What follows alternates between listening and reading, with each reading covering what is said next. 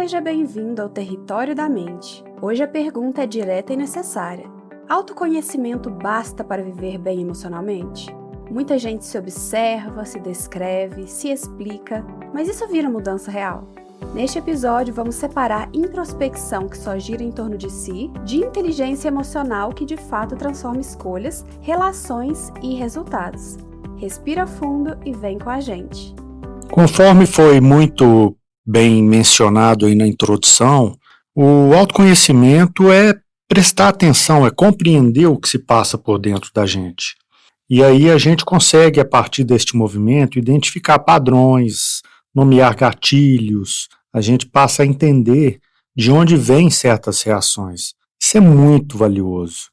Mas isoladamente, isso não tem tanta aplicação e não vai garantir necessariamente uma vida emocional saudável. Seria como a gente acender a luz do painel do carro e achar que, por enxergar as luzes, o motor está revisado. Então, ver não é o mesmo que dirigir melhor. Inteligência emocional, ela começa justamente onde o autoconhecimento termina. Então, ela engloba não só perceber, nomear, mas principalmente responder de forma eficiente, alinhada aos seus valores e contextos, não é isso? É uma competência aplicada, eu diria. E inclui autoconsciência operacional, autorregulação, empatia funcional, habilidades de comunicação, por exemplo, que sustentam limites, acordos, reparos, enfim. Quando você diz que se conhece, eu quero saber o que você faz com isso às 8 da manhã, quando, por exemplo, um e-mail chega atravessado, ou às 7 da noite, quando o cansaço pesa, ou até mesmo no sábado, quando eu converso em família, tem pontos sensíveis, né? Então a diferença aparece no cotidiano. Então, na verdade, existe um equívoco muito comum, que é confundir insight com mudança. O que é insight? Insight é perceber que a sua impaciência no trânsito aumenta depois de semanas de sono ruim. E a mudança é ir para a cama mais cedo. O insight é isso, não é só perceber, mas é atuar em cima da sua percepção. E aí você vai ter que, por exemplo, ir para a cama mais cedo, como eu mencionei, ajustar a cafeína, usar um protocolo de respiração para entrar no carro e talvez diante de uma fechada, recuperar o eixo antes que você buzine. Autoconhecimento descreve, mas a inteligência emocional, ela além da descrição, ela decide e coloca em prática. Então vale nomear aqui, né, pelo menos 3 armadilhas comuns que sequestram ou que impedem, né, o autoconhecimento. A primeira armadilha é a introspecção improdutiva, onde a pessoa mergulha em si mesma, onde ela vai rotular, analisar, explicar, mas não vai agir. Né? É um looping de análise, autocobrança e de culpa. Ela sabe descrever seus padrões, mas repete o mesmo roteiro. E a segunda armadilha seria a racionalização afetiva, onde a pessoa cria explicações lógicas para justificar emoções ou as suas reações, mas a qualidade das relações permanece a mesma. E a terceira armadilha é a autoimagem terapêutica, onde o indivíduo fica tão focado em se analisar que ele esquece de treinar novas formas de agir. E como sair disso? É preciso transformar a percepção em competência prática, por meio de uma sequência simples e treinável, que seria reconhecer, nomear e responder.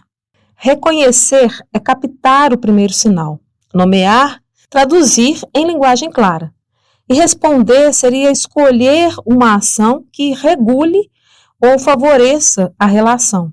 Vamos dar um exemplo aqui no trabalho. Você percebe a aceleração cardíaca e o pensamento. E se eu errar? Reconhece, né, que é um sinal de ansiedade antes da reunião. E aí você vai nomear. O meu perfeccionismo está ativado, por exemplo. Depois você vai responder. Respirar com foco na expiração por 2 minutos. Revisar em 30 segundos a prioridade e preparar uma frase de abertura objetiva. Né? Então, o resultado não é eliminar a ansiedade, mas conduzi-la de forma funcional a serviço da tarefa. Vamos dar aí também um exemplo em casa. Um comentário de um familiar toca em sua história de não ser ouvido. E aí você reconhece calor no rosto, vontade de interromper. Depois você vai nomear isso, né? Estou irritado porque me senti desqualificado. Depois você vai responder.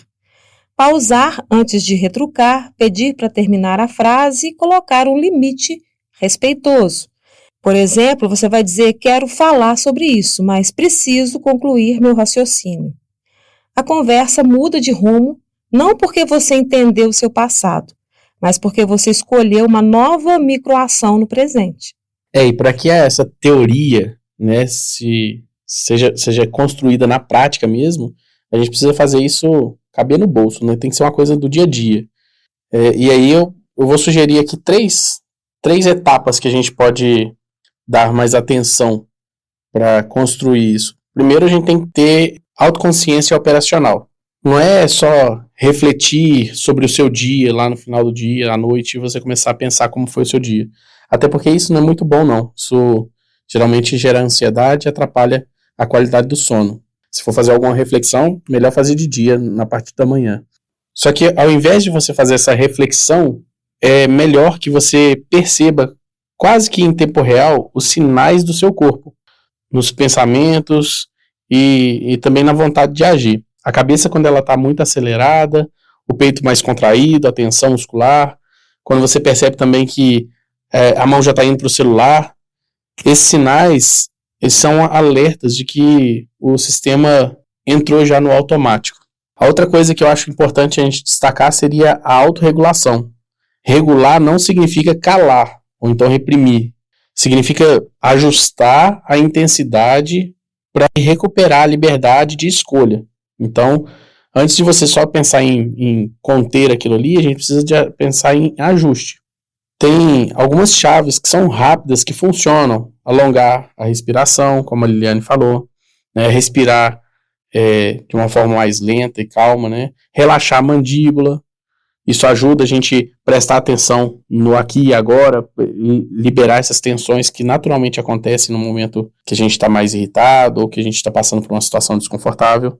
Também prestar atenção ali nos pés, no chão, que é outra forma de você fazer essa atenção plena, né? Tem um termo, grounding, que o pessoal utiliza, que é para poder fazer esse aterramento, entender que eu estou presente. E a partir de fazer essa busca para o aqui e agora, restaurar a sua atenção, a gente vai reestruturar os pensamentos ali com algumas frases curtas. Por exemplo, eu posso não agradar todo mundo, só que mesmo assim eu consigo entregar ali o essencial, consigo fazer o que precisa ser feito. Coisas que vão acalmar um pouco esse pensamento. E uma terceira etapa que eu acho interessante a gente passar aqui seria a habilidade relacional. Não é só a gente se regular por dentro e depois reagir de forma hostil, né? É importante que a gente transforme a regulação em uma linguagem clara. Falar em primeira pessoa, diferenciar os fatos das interpretações, formular pedidos, né, com mais objetividade, sustentar os limites sem agressividade. Isso, sim, é inteligência emocional. Isso é uma inteligência emocional em ação. E é algo treinável. Quando a gente compara ali, por exemplo, duas pessoas, uma pessoa diz que é intensa e esse é o meu jeito. Isso é um autoconhecimento descritivo. Já outra pessoa fala assim, olha, eu percebi que eu fico intenso quando eu me sinto pressionado. Então eu fiz uma pausa de 90 segundos, respirei, reavaliei as prioridades, pedi ali um tempo para poder pensar e depois reagir. Isso sim é uma inteligência emocional aplicada.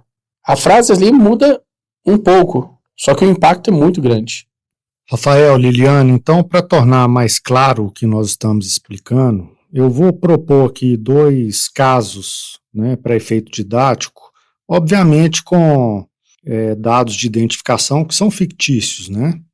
Então vamos imaginar uma pessoa chamada Renato, que tem 34 anos, e que ele diz, eu me conheço, eu sou ansioso desde criança. Então ele reconhece a ansiedade, mas ele não tem um plano para a resposta a esta ansiedade. O que acontece antes das reuniões? Chega em cima da hora, respira curto, leva tudo para o pessoal. E o Renato acaba aumentando o risco de reforçar, né, dentro dessa história aquilo que faz ele sofrer. No treino, a gente vai transformar o insight, que é essa percepção, em um protocolo. Então, a gente vai propor, por exemplo, chegar 5 minutos antes e se assentar. Vai propor que o Renato faça 2 ciclos de expiração prolongada, vai revisar os objetivos em uma linha, vamos ajudar, por exemplo, a preparar uma frase para quando interromperem. Eu termino e te escuto em seguida. E em 4 semanas, mediante esse protocolo, esse treinamento, o Renato, ele não vai virar outra pessoa, mas ele passa a conduzir melhor o seu corpo, que ainda sinaliza, só que agora ele já sabe o que ele vai fazer com esse sinal emitido pelo corpo. No segundo caso, imaginemos aqui uma mulher chamada Camila, de 41 anos. E ela diz, eu sei que eu fico reativa quando eu me sinto desrespeitada. Na prática, cortes abruptos em reuniões familiares ocorrem. Então, o autoconhecimento presente gera uma resposta automática também. Então, a gente vai treinar um triângulo de conversão. Primeiro, nomear internamente em voz baixa, estou aliviada. Segundo, regular em 20 segundos para não transbordar. Olhar para um ponto fixo, relaxar os ombros, expirar devagar. Em terceiro, participar de uma forma efetiva, escolher uma linguagem que, em vez de interromper a pessoa para atacar, fazer um recorte. Eu quero participar, mas quando as vozes se sobrepõem, eu me perco. Eu posso terminar e depois eu te escuto, por exemplo. Então a mudança não foi só entender o gatilho, foi praticar microcondutas novas até virarem o novo natural. Muita gente confunde inteligência emocional com uma paciência infinita ou com docilidade. Mas, na verdade, não é isso, né? A inteligência emocional é uma capacidade de usar a energia emocional com intenção. E, às vezes, a resposta madura é uma resposta firme. Em outras, é um recuo, né? Recuar. E em outras, é pedir ajuda. O critério é essa resposta serve ao que importa agora. E se a resposta for sim, é inteligência emocional, mesmo que seja dizer não com clareza. O outro mito é acreditar que basta força de vontade, mas querer sem treino é frustrante, né? E o cérebro aprende pela repetição. Isso pede práticas pequenas e frequentes. É por isso que trabalhamos com protocolos de 1 a 2 minutos, curtos o bastante para caber em qualquer rotina. Mas eles não são mágicos, né? Eles funcionam como ponto de aterrissagem. Eu queria falar aqui a respeito de 3 ferramentas práticas que ajudam muito. Por exemplo, a ferramenta diário de sinais, né? Que a pessoa vai escrever não a vida inteira, mas vai mapear durante 2 semanas os momentos em que as emoções surgem. Quando elas surgem, onde, com quem, qual sensação corporal está transmitindo, né, aquele momento ali. O outro é o mapa de gatilhos e necessidades, que traduz reatividade em necessidades legítimas, como respeito no tempo de fala, clareza nos combinados, previsibilidade nos processos. A outra é rituais de abertura e fechamento. Antes de uma situação exigente, uma respiração consciente, né? Depois, revisar em 1 minuto o que funcionou, o que pode ser ajustado e qual frase treinar na próxima vez. Então, deixo aí essas 3 ferramentas práticas, né? Para auxiliar aí. Agora o ponto central. Autoconhecimento responde quem sou eu. Inteligência emocional responde como quero agir diante do que eu sinto, com as pessoas e nos contextos que importam. Essa diferença nos leva a alinhar emoções, valor e ação. O valor é aquilo que você escolhe sustentar, independente do humor do dia. Respeito, honestidade, cooperação. Às vezes a emoção empurra para o lado oposto. O medo vai para uma evitação de diálogo e o valor pede coragem para a gente conseguir ir lá e conversar. A inteligência emocional constrói uma ponte. Você leva o medo junto, mas a conversa, mesmo assim, flui. Ela acontece. Isso sim é maturidade. Não é esperar estar pronto para agir. É agir e ir regulando, né, no decorrer do tempo, o suficiente para poder honrar com seus valores, com as suas obrigações. Na prática, seria ter um roteiro simples, onde você pode repetir mentalmente algumas perguntas que facilitam com que você se organize. Tipo, o que eu estou sentindo agora? O que importa aqui? Né? Qual que é o menor passo para que eu consiga honrar o que importa de fato? Isso é bem básico ali nesse sentido. Então a dificuldade seria talvez no máximo lembrar de usar isso em cada momento e principalmente no calor do momento. Por isso que é importante a gente praticar no momento onde não está tenso, onde não é o mais necessário. É praticar no dia a dia, nos momentos mais leves, né? Para que quando você esteja no momento de tensão, você consiga lembrar e repetir isso de forma mais natural. Tem um ponto técnico aqui relevante também que vale a pena considerar. Muitas pessoas dizem que se conhecem porque reconhecem os seus traços. Eu sou impaciente, perfeccionista, sensível. Na verdade, traços são descrições estáveis.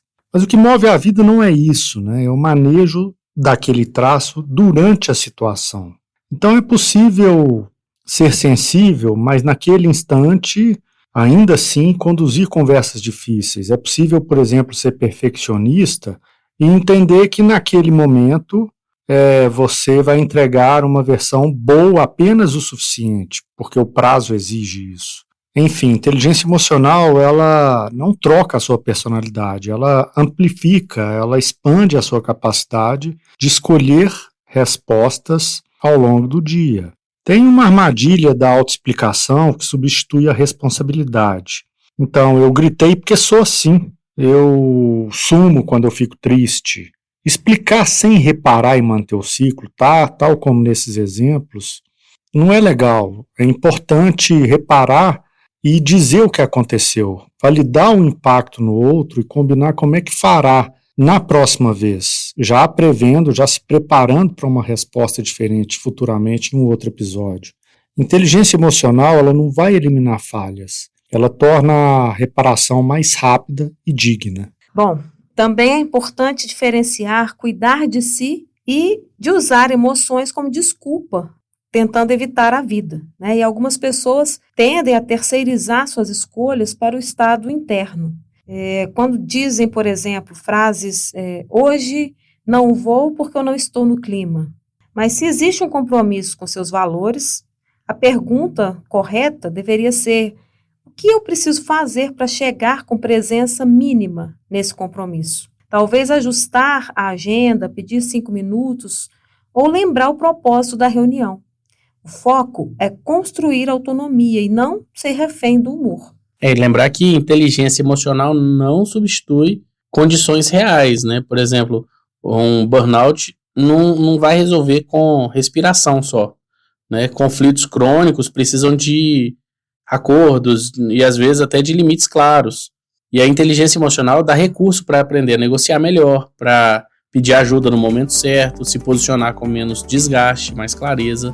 Mas a gente precisa de saber diferenciar esses dois momentos. Se esse tema te provocou, fica o convite para acompanhar o nosso podcast, nossos treinamentos e redes sociais.